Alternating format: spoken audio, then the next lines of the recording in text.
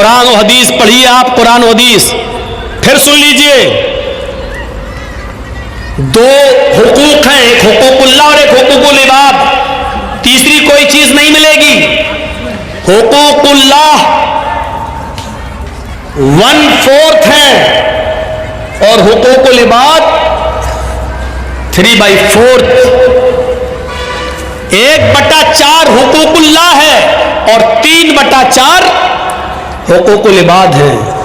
حقوق اللہ 1/4 ہے، صرف چوتھائی. اسلام کے اندر 2 ہی حقوق ہیں، حقوق اللہ اور حقوق العباد. اللہ کا حق صرف چوتھائی ہے اور 3 حصے بندوں سے جڑے ہوئے ہیں، بندوں سے. اس کا مطلب سمجھ رہے ہو؟ اللہ نے فرمایا کہ میں اپنا حق چاہوں تو معاف کر سکتا ہوں لیکن بندے کا حق میں معاف نہیں کروں گا. اس کا مطلب سمجھتے ہو؟ اس کا مطلب یہ ہے نماز بہت ضروری ہے لیکن اگر چھوٹ گئی یا جان بوجھ کر اگر آپ نے چھوڑ دی، اللہ اگر چاہے تو معاف کر سکتا ہے. یہ اللہ کی مرضی پر ڈیپینڈ ہے، وہ چاہے تو معاف کر سکتا ہے. بہت ضروری ہے نماز، لیکن اگر آپ نے چھوڑ کے جان بوجھ کر ہی ترک کر دی، اللہ چاہے تو معاف کر سکتا ہے. یہ اللہ کی مرضی پر ڈیپینڈ کرتا ہے. لیکن اگر آپ نے اپنے کسی مسلمان بھائی کی یا کسی غیر مسلم ہی کی، ہندو ہی کی یا عیسائی کی یا کرسچن کی یا یہودی کی، اگر ایک بالشت زمین پر اگر قبضہ کر لیا ہے اور اس کو اپنی زمین میں شامل کر لیا ہے، ایک بالشت زمین پر قبضہ کر کے اپنے مکان میں شامل کر لیا ہے، تو اللہ قیامت کے دن اس کو معاف نہیں کرے گا. سمجھ رہے ہیں؟ نماز ایک بار معاف کر دے گا، یہ میرا حق ہے، میں چاہوں تو معاف کر سکتا ہوں، چاہوں تو نہ کروں. لیکن اگر کسی کا حق مارا ہے، ایک بالشت نہیں 1 انچ بھی اگر آپ نے کسی کی زمین پر ناجائز قبضہ کیا ہے تو اللہ اس کو معاف نہیں کرے گا. نماز آپ نے چھوڑی تو اللہ معاف کر سکتا ہے، لیکن اگر آپ نے کسی کو ماں کی گالی دی، بہن کی گالی دی، یہ کبیرہ گناہ ہے، اس کو اللہ معاف نہیں کرے گا قیامت کے دن، جب تک کہ دنیا میں آپ کو آپ کے بھائی نے معاف نہ کیا ہو. تو جاؤ بیٹا جاؤ، ٹھیک ہے. یہ ہے سمجھانے کا اثر. سامنے ہی بیٹھ کر اور پہلی صف میں، اس کو کہتے ہیں چوری اور اوپر سے سینہ زوری. تم جیسے 360 مولوی روزانہ آئے، ہم ان کی نہیں مانے، تمہاری کیا مانیں گے؟ تم تو کل کے لونڈے ہو مولانا. یہ ہے ہمارا حال. سسٹم دیکھیے آپ، سسٹم. تو سن رہے ہیں، اس کو اللہ معاف نہیں کرے گا. اس لیے حقوق العباد کا خیال رکھیے. ظلم اللہ کبھی معاف نہیں کرتا اگر آپ نے کسی پر کیا، جب تک کہ وہ معاف نہ کرے. حاجی جب حج کے میدان میں ہوتا ہے اور آسمان سے فرشتہ حج کے دن 9 تاریخ کو عرفہ کے میدان میں آ کر کہتا ہے، اے حاجیو، اپنے گناہوں کی معافی مانگنے والوں، اپنے گناہوں سے توبہ کرنے والوں، جاؤ، آج اللہ نے تمہیں گناہوں سے پاک و صاف کر دیا ہے. آج تم گناہوں سے ایسے ہی پاک ہو جیسے دھوبی کی بھٹی میں کپڑے کا میل کچیل صاف ہو جاتا ہے. جیسے کوئی بچہ اپنی ماں کے پیٹ سے پیدا ہونے کے بعد گناہوں سے پاک و صاف ہوتا ہے، جیسے وہ گناہوں سے بالکل پاک و صاف ہوتا ہے، ایسی اللہ نے تمہارے سارے گناہوں کو مٹا دیا، سارے گناہوں کو سے تمہیں پاک کر دیا. اے حاجیو، اپنے ملک میں جانے کے بعد، اپنی بستی میں جانے کے بعد پھر سے تم اپنے آپ کو سیاح مت کر لینا.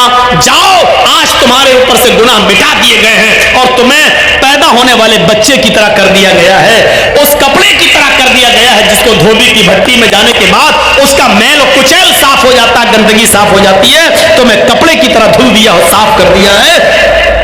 جہاں فرشتہ یہ اعلان کر کے خوشخبری سناتا ہے کہ اللہ نے تمہارے گناہوں کو ختم کر دیا، مٹا دیا، ایسے موقع پر بھی اللہ اس حج کے میدان میں بھی ان لوگوں کے گناہ نہیں مٹاتا ہے جو کسی پر ظلم کر کے حج کرنے آئے ہیں، یا کسی کی دکان پر ناجائز قبضہ کر کے، یا ایک دو بالش زمین کسی کی داب کر اس پر ظلم کر کے حج کے میدان میں پہنچے اور حج کرنے آئے، جب تک بندہ اس کو معاف نہیں کرے گا اللہ بھی معاف نہیں کرے گا۔ اللہ حج کے میدان میں بھی اس کو معاف نہیں کرتا۔ اپنا حق معاف کر سکتا ہے اللہ، لیکن اگر آپ نے اللہ کے بندے کا حق مارا ہے تو جرجی صاحب اپنا حق معاف کر سکتے ہیں۔ اس آدمی کی اگر آپ نے زمین دابی ہے یا اس پر ظلم کیا ہے تو اس کا ظلم ہم تھوڑی معاف کر دیں گے۔ آپ نے ظلم اس کے اوپر کیا ہے، یہ اس کا حق ہے، وہ چاہے تو معاف کرے چاہے تو نہ کرے۔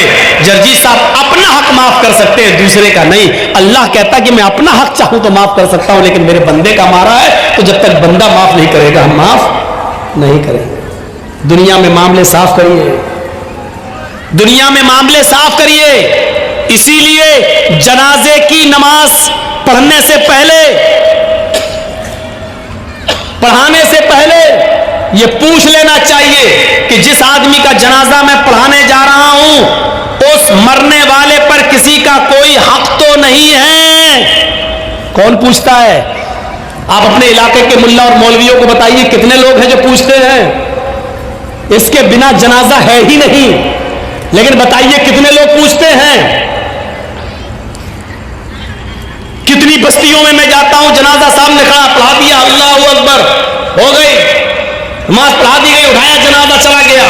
لیکن جنازہ پڑھانے والے کی ذمہ داری ہے کہ میت کا جنازہ پڑھانے سے پہلے اس کے رشتہ داروں کو سامنے لا کر، اس کے بیٹے، اس کی اولاد کو سامنے لا کر پوچھے کہ مرنے والے پر کسی کا کوئی حق تو نہیں ہے۔ اور جنازے میں صفیں لگ جائیں تو پوری پبلک سے پوچھا جائے کیا مرنے والے کا کسی کے اوپر کوئی قرض تو نہیں تھا؟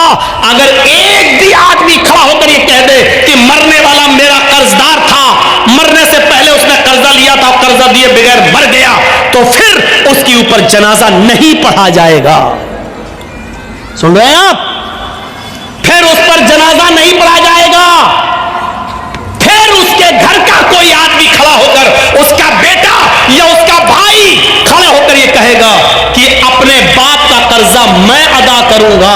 جب بیٹا یا گھر کا کوئی وارث یہ کہے کہ میں اس میت کا قرضہ میں ادا کر دوں گا، اتنا اتنا روپیہ تمہارا قرضہ میں دے دوں گا، جب اس بات کی گارنٹی جب کوئی لے گا تب اس کا جنازہ پڑھا جائے گا۔ آپ سمجھ رہے ہیں کتنا بڑا معاملہ ہے یہ بندوں کا معاملہ؟ ایک آدمی مر گیا، دنیا سے چلا گیا، اس کے ساتھ اس کی نیکیوں کا دروازہ بھی بند ہو گیا، لیکن اس کے باوجود میرے بھائیو اس کا جنازہ پڑھانے سے پہلے پوچھا جائے گا کیا اس کے اوپر کسی کا قرض تو نہیں تھا، کوئی معاملہ تو نہیں تھا، اور اگر نکل گیا تو اس کا جنازہ نہیں پڑھایا جائے گا جب تک کہ اس کے رشتہ دار یہ نہ کہیں کہ اس کا قرضہ یا اس کا معاملہ میں ادا کر دوں گا۔ میرے پیارے ساتھیو ذرا تصور کیجیے، نبی اکرم صلی اللہ علیہ وسلم کا آخری وقت ہے، اس دنیا سے جانے والے ہیں، انتقال میں 2 یا 3 دن باقی رہ جاتے ہیں۔ آپ فرماتے ہیں لوگوں اگر میرا کسی کے اوپر کوئی قرض ہو تو وہ آج لے لے، قیامت کے دن میں نہیں دے سکتا۔ انتقال سے 2-3 دن پہلے لوگوں اگر میرے اوپر کسی کا قرض ہو تو وہ 2-3 وہ مجھ سے لے لے۔ ایک صحابی اٹھتے اور کہتے ہیں کہ اللہ کے نبی میرے 3 درہم ہیں آپ کے پاس۔ اللہ کے نبی صلی اللہ علیہ وسلم نے ایک صحابی کو حکم دیا کہ 3 درہم اس کے ادا کر دیے جائے۔ اس صحابی نے اسی وقت ان کے 3 درہم دے دیے۔ آپ نے فرمایا لوگوں جب میری روح قبض عنصری سے پرواز ہو جائے، جب میرا انتقال ہو جائے تو میری نماز جنازہ سے پہلے پوچھ لینا کسی کا کوئی قرض تو نہیں ہے، کسی کا کوئی قرض تو نہیں ہے۔ اگر کوئی ملتا ہے تو اس کا قرض ادا کر دیا جائے، اس کے بعد میرا جنازہ پڑھایا جائے اور پھر مجھے قبرستان میں دفن کر دیا جائے۔ مجھے غور کیجئے میرے بھائیو، یہ وہ ہستی کہہ رہی ہے جس کے لیے ہم مقام محمود کی دعا کرتے ہیں ہر نماز کے ہر اذان کے بعد.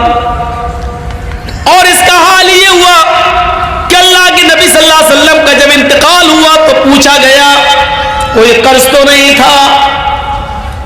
جواب کہیں سے نہیں ملا. سب سے پہلے ابو بکر صدیق نے آپ کی نماز جنازہ پڑھی, پھر عمر فاروق نے نماز جنازہ پڑھی, پھر عثمان غنی نے نماز جنازہ پڑھی, پھر حضرت علی نے پڑھی. مسئلہ یاد رکھنا, اللہ کے رسول کی نماز جنازہ جماعت کے ساتھ نہیں ہوئی, اللہ کے نبی کی نماز جنازہ کسی نے نہیں پڑھائی. حجرے میں تھے, ایک ایک کر کے لوگ آتے گئے پڑھتے گئے.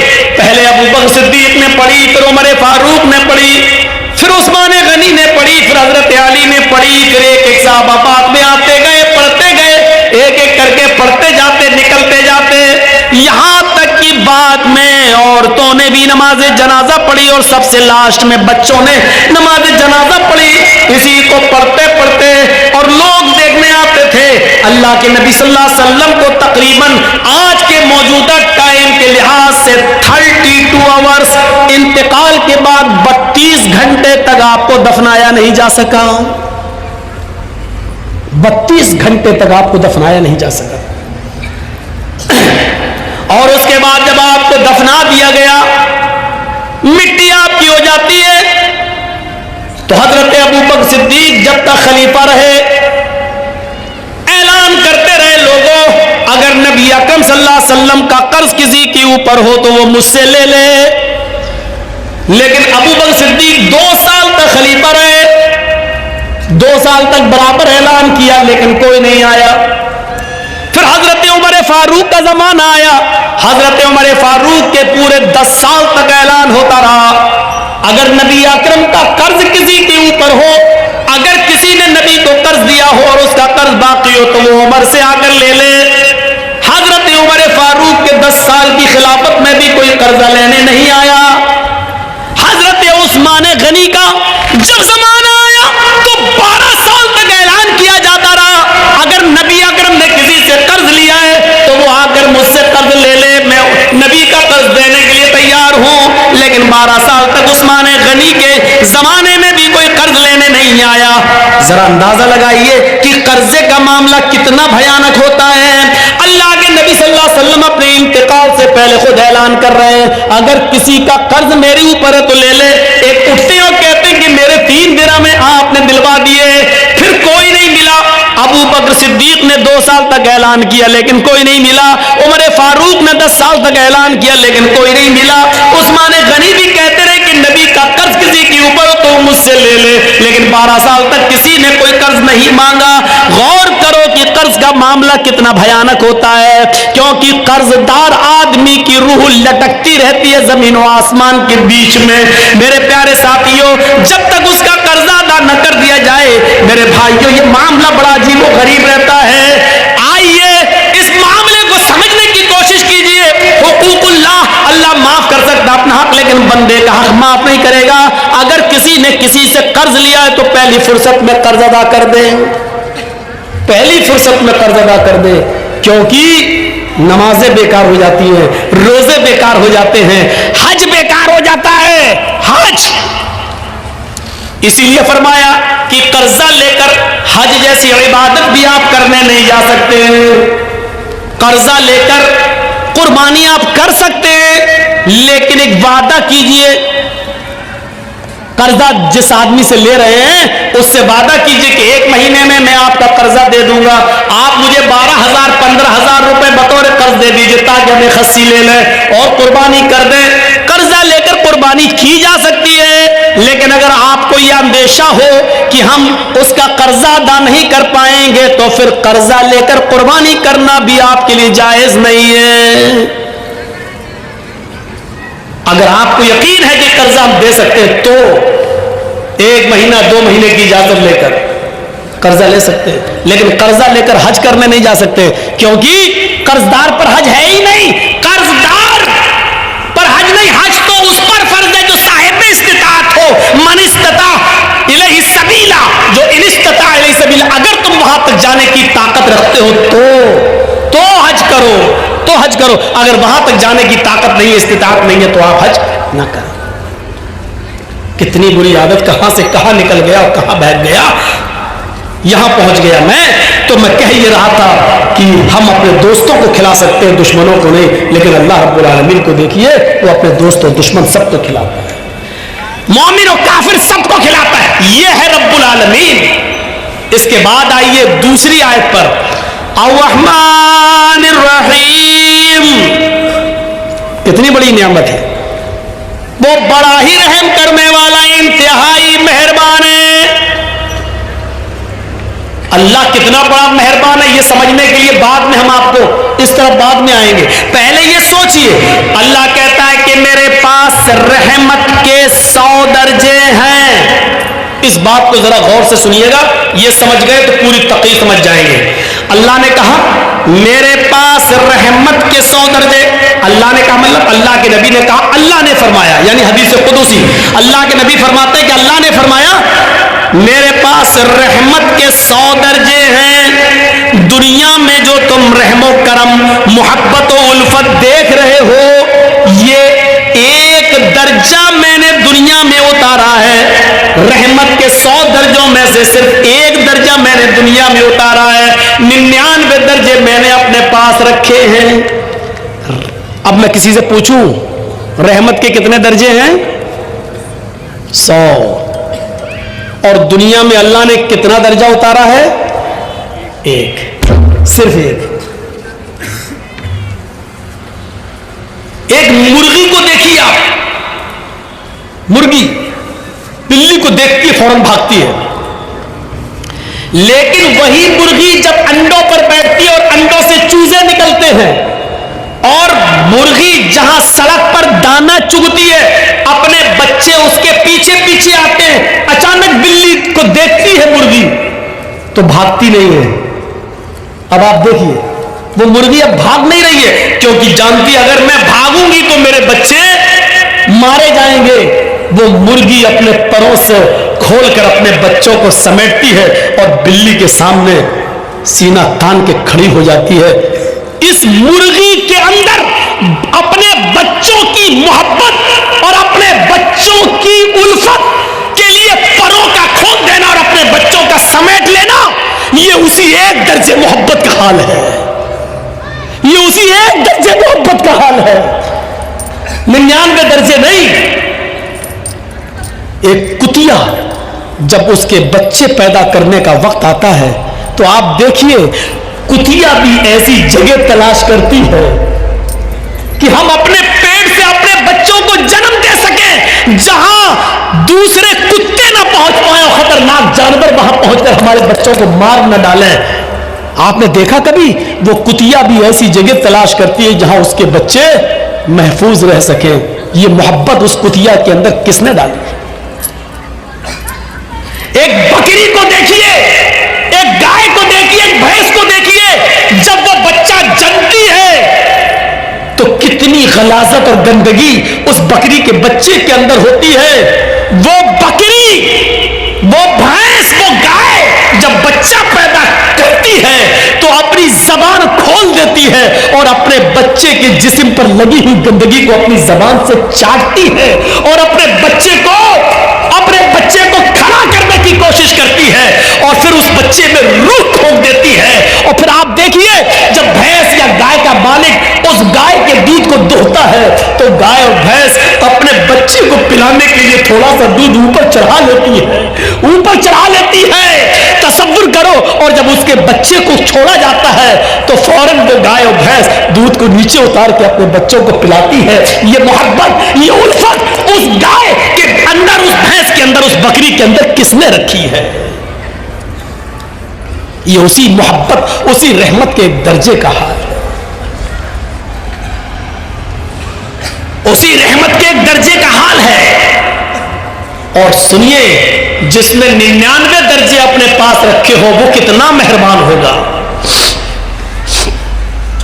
ایک بکری جب اپنے بچے پر اتنا مہربان ہے, ایک کتیا اپنے بچے پر اتنا مہربان ہے, ایک مرغی اپنے بچوں کے لیے اتنا مہربان ہے, تو سوچئے یہ ابھی ایک درجہ ہے, ابھی ہم انسانوں پر نہیں آئے.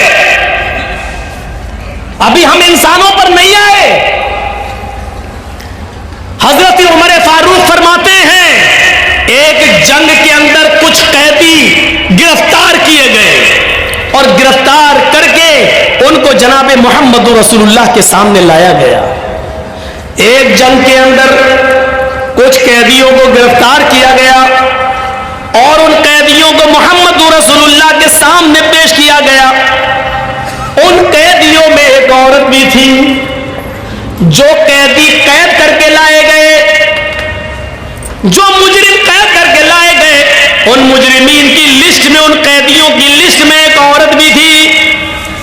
اس کا بچہ کہیں شیرخوار بچہ, دودھ پیتا بچہ کہیں گم ہو گیا تھا, کہیں کھو گیا تھا, دودھ پیتا بچہ. یہ عورت جب اللہ کے نبی صلی اللہ علیہ وسلم کے سامنے پیش کی گئی اور جو قیدی نبی کے سامنے پیش کیے گئے, اس عورت کو ہوش نہیں ہے کہ ہم کو نبی کے سامنے پیش کیا گیا ہے, کیا سزا ملے گی. اس کا دماغ اپنے بچے کی طرف لگا ہوا ہے. وہ اپنے بچے کے بارے میں سوچتی ہے کہ میرا دودھ پیتا بچہ کہاں ہوگا. یہاں تک کہ وہ نبی اکرم صلی اللہ علیہ وسلم کے حکم کے مطابق قیدیوں کو ایک میدان میں جمع کر دیا گیا.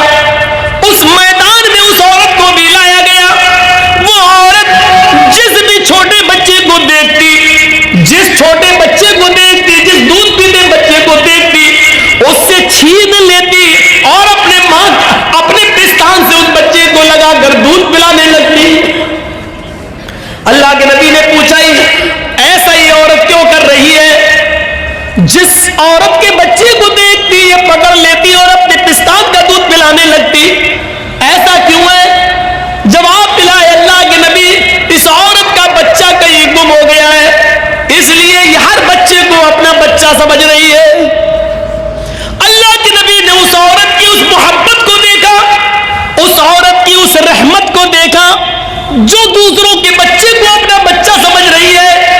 اللہ کے نبی صحابہ سے سوال کرتے ہیں, آئے میرے ساتھیوں, اگر اس کو اس کا بچہ مل جائے اور پھر اس عورت سے کہا جائے کہ اپنے بچے کو آگ میں پھینک دو, تو تم کیا امید رکھتے ہو, کیا یہ عورت اپنے بچے کو آگ میں ڈال دے گی؟ تصور کرو نبی کا سوال. جو عورت دوسرے کے بچے کو اپنا بچہ سمجھ رہی ہے, اگر اس کو اس کا بچہ مل جائے پھر اس عورت سے کہو کہ اپنے بچے کو آگ میں ڈال دے, جلتی ہوئی آگ میں ڈال دے, تو کیا وہ ڈال دے گی؟ صحابہ نے کہا نہیں, ہرگز نہیں. اس کی محبت یہ کبھی گوارا نہیں کرے گی کہ وہ اپنے بچے کو آگ میں ڈال دے. اللہ کے نبی فرماتے ہیں میرے ساتھیوں, رب کی رحمت کے 100 درجوں میں سے ایک درجہ رحمت کا یہ حال ہے کہ وہ اپنے بچے کو آگ کے حوالے نہیں کر سکتی ہے. جس کے پاس 99 درجے رحمت ہو, وہ قیامت کے دن اپنے بندے کو جہنم کی آگ میں کیسے ڈالے گا؟ اس کی رحمت یہ کیسے گوارا کرے گی کہ اپنے بندے کو جہنم میں ڈال دے؟ لیکن بندے گناہ کر کر کے, شرک کر کر کے, بدعتیں کر کر کے, شراب نوشی کر کر کے, حرام کھا کھا کر, حرام کی کاروبار کر کر کے اپنے آپ کو خود جہنم میں لے جاتے ہیں, تو اس میں اللہ کی رحمت پھر غضب میں بدل جاتی ہے.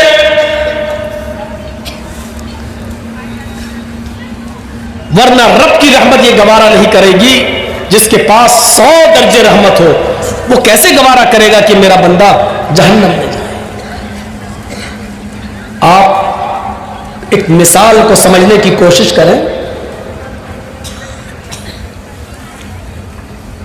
آپ کی بیٹی ہے, شادی ہوئی, آپ نے بہت سے برتن اس کو جہیز میں دیے, کانچ کے 2 برتن, کانچ کے 2 گلاس, شیشے کے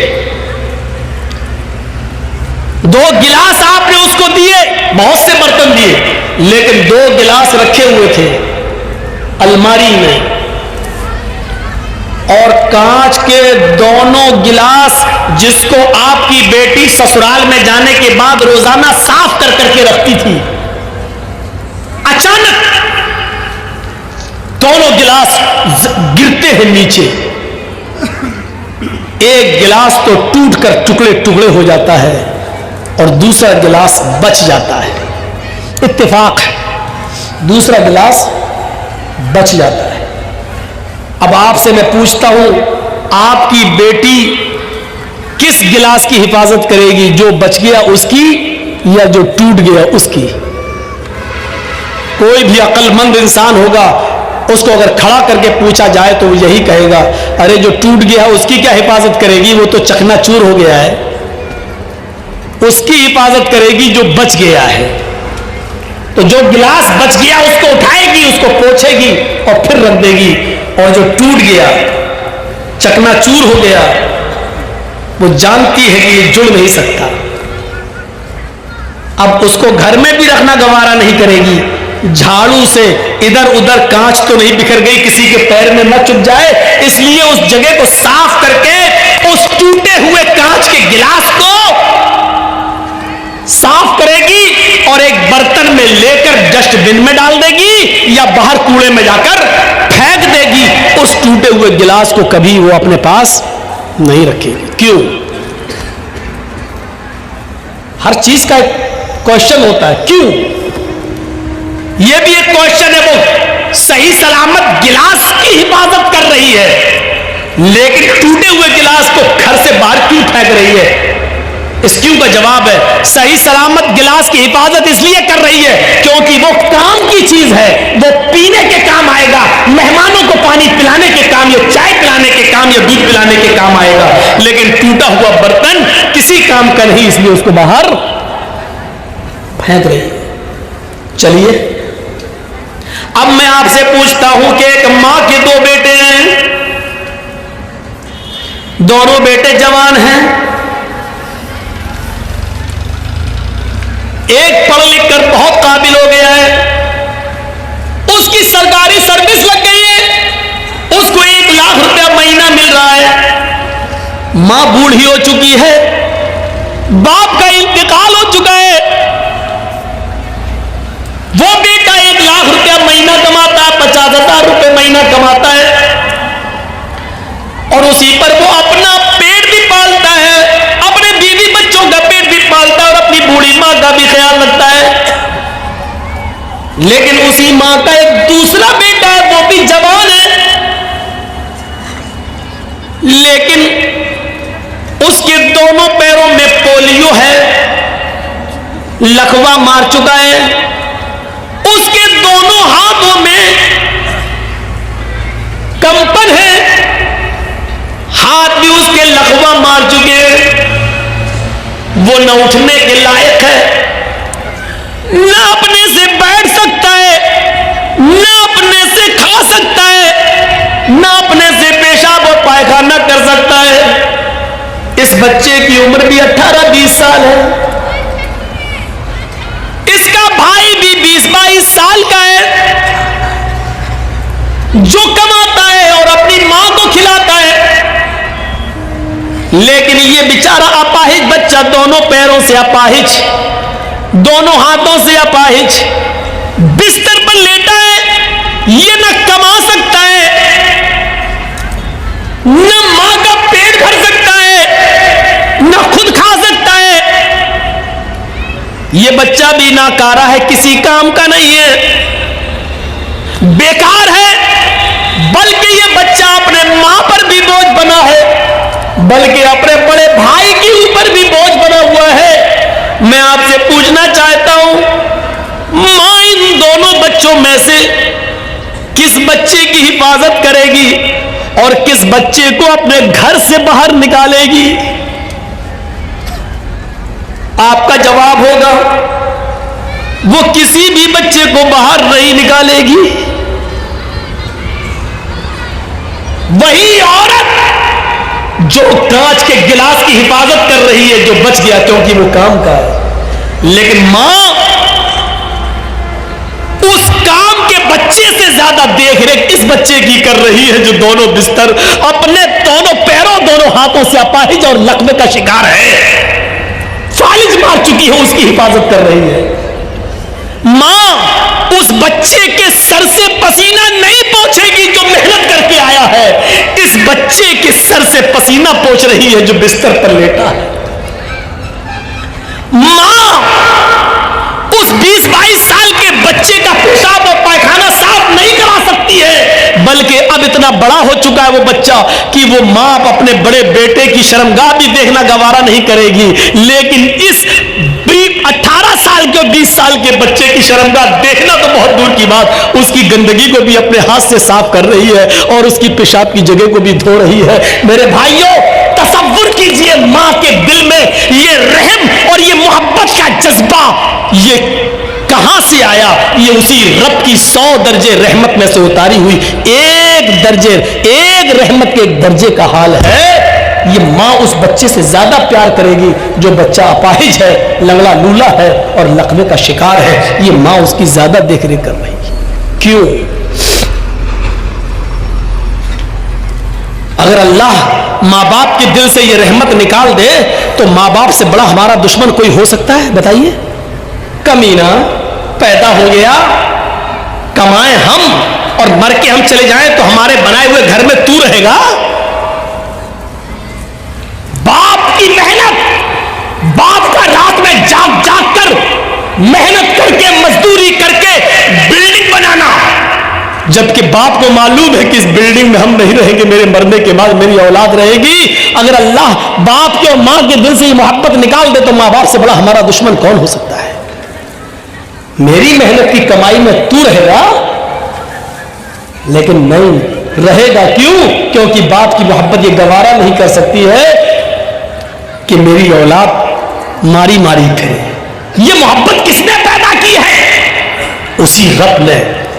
और 100 दर्जे रहमत के एक उतारा है, और एक रहमत के दर्जे का हाल यह है जो मुर्गी अपने बच्चों से प्यार कर रही है, बकरी अपने बच्चों से, भैंस अपने बछड़े से, गाय अपने बछड़े से।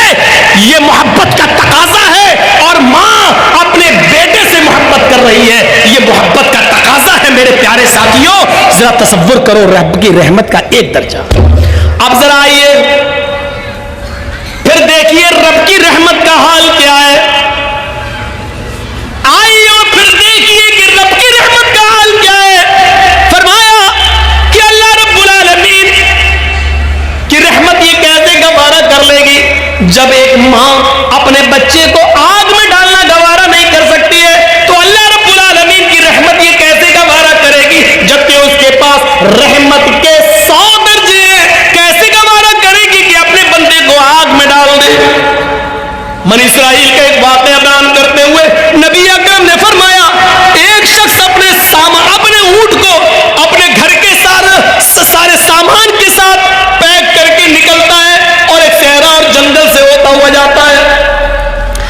थक गया, जंगल में एक पेड़ से, दरख्त से वो अपने ऊंट को बांध देता है और थोड़ी देर दरख्त के साए में आराम करने लगता है। आंख खुलती है तो देखता है कि मेरा ऊंट गायब। उसमें पूरे घर का सामान बंधा था। अब ऊंट गायब, होश उड़ गए हैं, ऊंट गायब, मेरे घर का पूरा सामान ऊंट पर और ऊंट गायब। वो कभी इस झाड़ी जाता, कभी उस झाड़ी में देखता, कभी इस पहाड़ी पे चढ़ता, कभी उस पहाड़ी पे चढ़ता। वो पूरा जंगल तलाश कर डाला, लेकिन उसको ऊंट नहीं मिला। उसको ऊंट नहीं मिला। पूरा जंगल तलाश कर देता है, लेकिन उसको ऊंट नहीं मिलता है। मायूस होकर उसी पेड़ के पास आता है, हाथ सर पे रखकर सोचने लगता मैं क्या करूंगा। बड़ी मेहनत से माल कमाया था, गायब हो गया ऊंट, कहां चला गया। अब कितना दिन लगेगा उतना माल कमाने में, और अपने घर का साजो सामान बनाने में कितना वक्त लगेगा। अब ये सोच ही रहा था, थका हुआ था कि अचानक नींद आ गई। थोड़ी देर के बाद आंख खुलती है, क्या देखता है कि मेरा ऊंट उसी पेड़ से बंधा हुआ है जिस पेड़ से गायब हुआ था। आता है, ऊंट तो ये है। जाकर देखता, बंधा है। सामान देखता है तो उसके ऊपर अनाज का एक दाना भी कम नहीं है। जैसे वो अपने घर से लाया था वैसा ही हूबहू, सेम टू सेम वैसा ही ऊंट पर लगा हुआ है, और एक भी चीज गायब नहीं है। इस चीज को देखता है तो मारे खुशी के, हमने दिन भर ऊंट ढूंढा, तलाश किया तो मिला नहीं, और अचानक अपने आप आ गया। اور سامان بھی غائب نہیں. اس کو دیکھ کر وہ اتنا خوش ہوتا ہے کہ اونٹ کو دیکھتا جاتا اور نظریں آسمان پہ ڈالتا جاتا اور اپنے رب سے کہتا جاتا اللہم انت عبدی وانا ربک. اے اللہ مان گیا تیری قدرت, اے اللہ مان گیا میں تجھے, واقعی تو میرا بندہ ہے اور میں تیرا خدا. نہیں سمجھ پائے نا اس نے کیا جملہ استعمال کیا؟ مارے خوشی کے اس نے کیا کہا؟ اللہم انت عبدی, واہ واقعی تو میرا بندہ ہے, وانا ربک اور میں تیرا رب. الٹا بول گیا. سمجھ رہے نا کیا بول گیا وہ؟ اس کو بولنا یہ چاہیے تھا کہ واقعی میں تیرا بندہ اور تو میرا رب ہے, لیکن اونٹ پا گیا, سامان لدا ہے, خوشی میں اس کو پتہ نہیں ہے, دماغ سے ہٹ گیا. اتنی خوشی ہوئی اس کو, اتنی خوشی ہوئی کہ اس کا دماغ ٹھکانے نہیں رہا اور مارے خوشی میں کہہ گیا اللہم انت عبدی وانا ربک, واقعی تو میرا بندہ اور میں تیرا رب ہوں. اللہ نے جملے سنے تو مسکرا دیا. یہ مسکرانے والا جملہ تھوڑی ہے. اب میرا بیٹا خوشی میں اگر یہ کہہ دے کہ میں تمہارا باپ ہوں تم میرے بیٹے, بھائی کوئی چیز میں لا کے اس کو دوں خوشی میں جو اس کو بہت پسند ہو اور خوشی خوشی کہتے باپ تم میرے بیٹے ہو میں تمہارا باپ, تو ہم ناراض تھوڑی ہوں گے.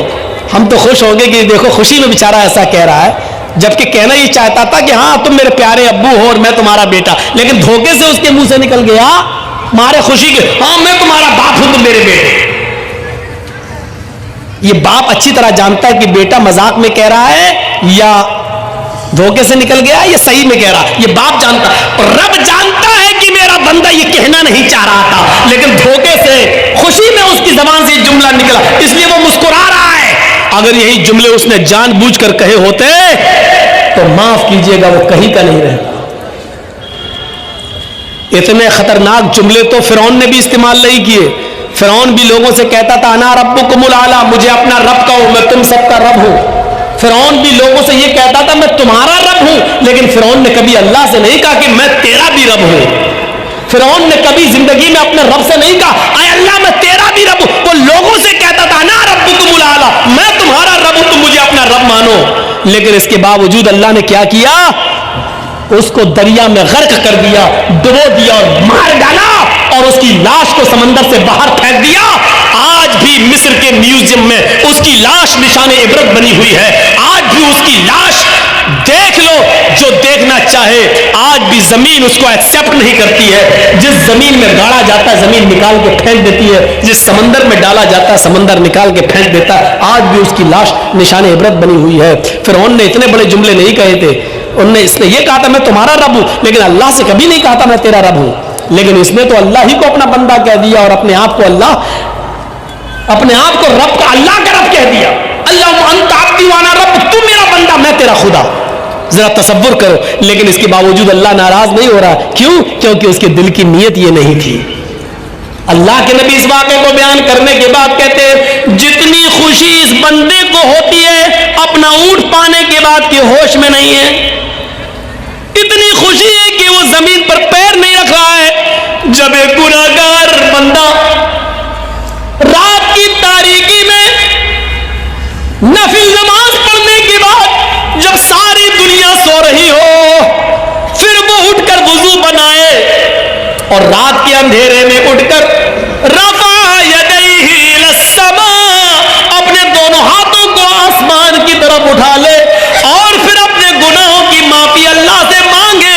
اے اللہ اللہم اغفر لذنوبی, اللہم اغفر لی, اللہم اغفر لی, اللہم اغفر لذنوبنا وارحمنی واستر عیوبنا.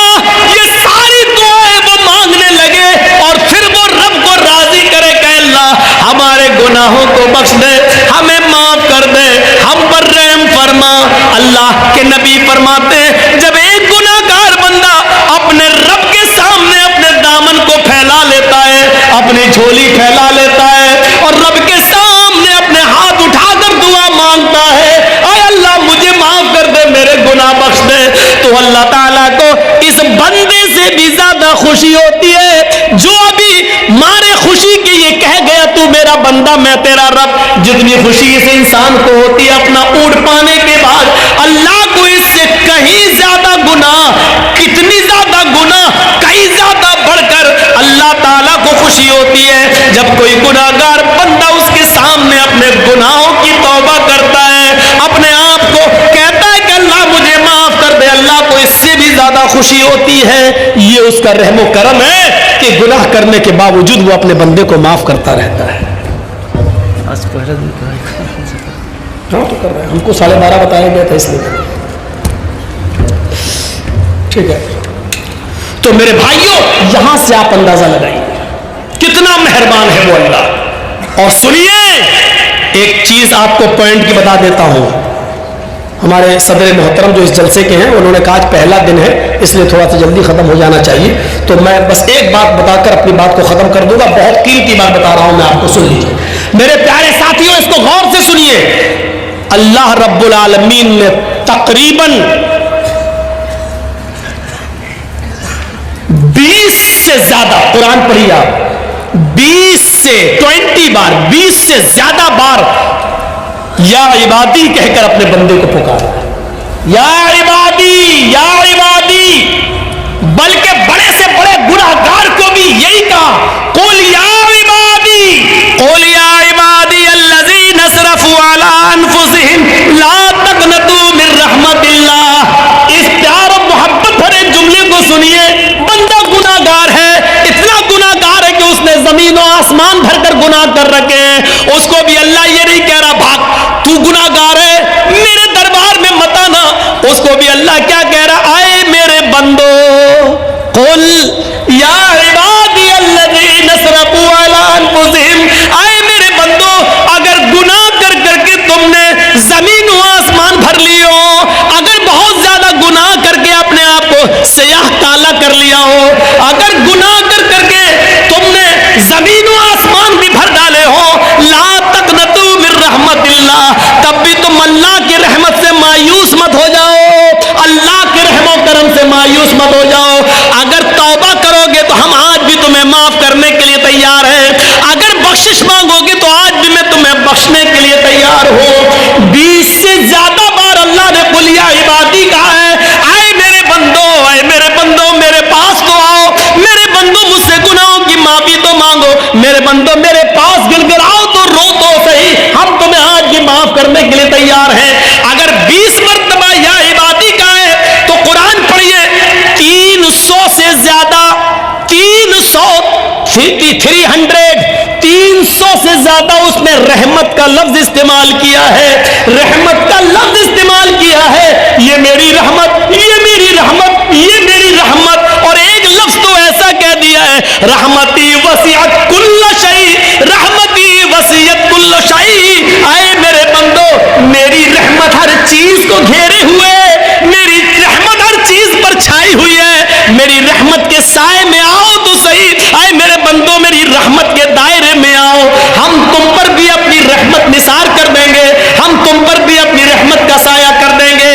یہ الرحمن الرحیم، یہ رب کی رحمت ہے. ماں باپ، بھیڑ بکری، دمبا، مرغی، کتا کتیا اور جانوروں کی رحمت اور انسانوں کی رحمت بھی سنی اور رب کی رحمت بھی آپ نے سنی. یہ سب رب کی رحمت کے 100 درجوں میں سے ایک درجے کا حال ہے.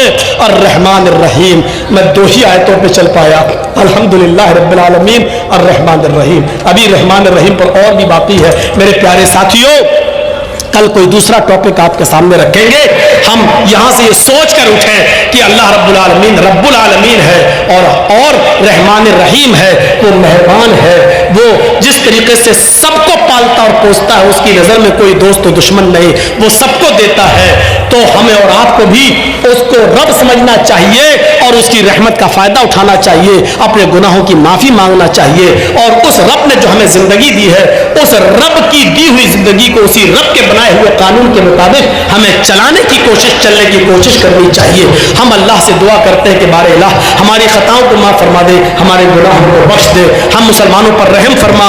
اے اللہ ہمیں اپنی ربوبیت کو سمجھنے کی توفیق عطا فرما اور ہمیں رب العالمین کے رحمان و رحیم سے ہم کو رحمت طلب کرنے کی توفیق عطا فرما. جب تک تو ہمیں زندہ رکھ، اسلام پہ زندہ رکھنا، جب ہمارا خاتمہ ہو تو ایمان پر ہمارا خاتمہ فرمانا. وما علینا الا البلاغ المبین وآخر دعوانا ان الحمد للہ رب العالمین. السلام علیکم ورحمۃ اللہ وبرکاتہ.